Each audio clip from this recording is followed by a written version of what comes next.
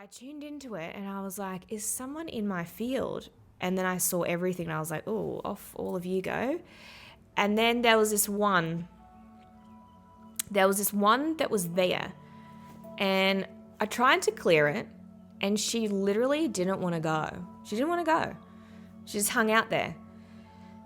And I think I must have got distracted. So I tried to clear it again, and then I went and did dinner, and I was so ill, you guys. Like, it was terrible. I think spirit, my higher self, just wanted me to like lay down, go to bed and sort this out because I was out for the count. And once I was kind of sitting there, I began to feel really sad, like really sad. And I was like, this is not me. This is what I'm talking about. When something is near you or on you that isn't you, you need to know that it's something else. If it stays there, it's almost like a migraine. It's hard to get rid of later down the track. You may just get rid of it straight away. So I knew it was not me because of this emotion.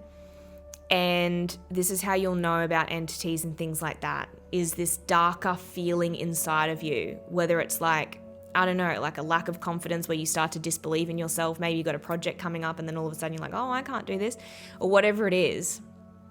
It's this real abrupt shift in your emotions, or just anything really. If you want to know more, just ask me. But to me, it's this abrupt feeling. And I went to bed. Well, I went to bed, Liz, and what I ended up doing was praying over myself. And I think I've mentioned this to a couple of you before about sometimes you need to get some help, right? Because I was like, oh my God. So I ended up looking over myself and calling in the consciousness of one, of God or the Christ consciousness, and like ridding it because it didn't want to go. And all of a sudden I saw it just fling out. I just, like literally in my mind's eye, I just saw it like fling out. It's like it didn't want to listen to me. But then once I asked for the power of God to come through, it actually started to be released. And again, God can just be consciousness or source. So it's just like literally the potency of oneness. And you ask for it to help you and it will just eradicate it. So you can try and do that, Liz, if you ever feel it. Most times I tune into people.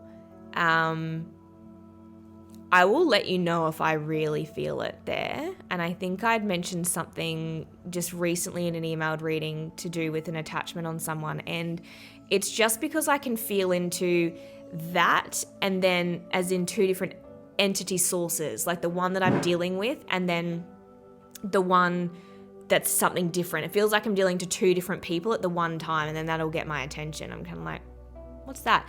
Even if you feel sometimes that you can feel into you and then you can feel something around you, right? And it might not be in the room as such, but it might be a part of your awareness. Like you might sense into something around or hovering or looking or something like that, like a peeping Tom. That's when I'd look into that too.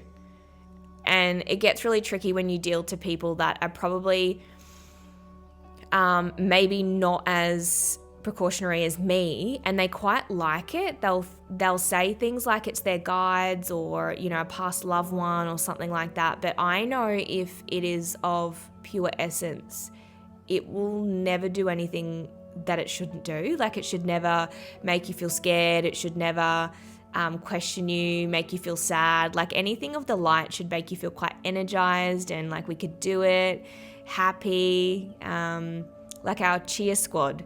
Anything other than that, I'm like, no, that's not of the light. That's something else. And I don't care what you guys call it. It's all good. But if it isn't making you feel abundant, I would probably rid whatever it is. If you can't do it yourself, then you can engage in any kind of light worker or energy worker like myself. You'll know them out there.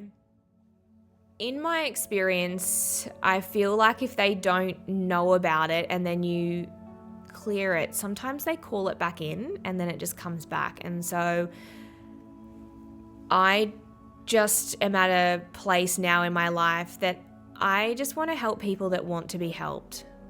I want to help people that want to love themselves and want the very best for themselves.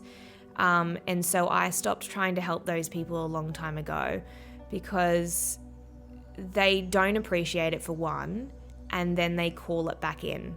I remember doing it quite a few times, and it wasn't happy. Like the people, they weren't happy about it. They were like, that was my grandfather and now I don't hear from them, and it's like, that wasn't your grandfather. If that was your grandfather, your dog wouldn't want to be freaking attacking the wall. So it's just really about like trusting you again. Like if you feel it in your body that something is off, you don't have to be spiritually gifted or attuned to this stuff to know what I'm talking about. Your average Joe, again, the guy down the street, chilling out Friday night, that guy, he will even know. He'll be like, oh yeah, this chick, she was totally normal. And all of a sudden, oh God, she just changed, total psycho. And sometimes, you'll come across those people where they're like, oh, he used to be really happy. And then all of a sudden, my husband's just not happy anymore. And he's hating life. And it's just like this sudden change. If it's a progression, also use discernment, but yeah, progression is usually them not doing the work. But if it's a sudden change, I would probably look at that.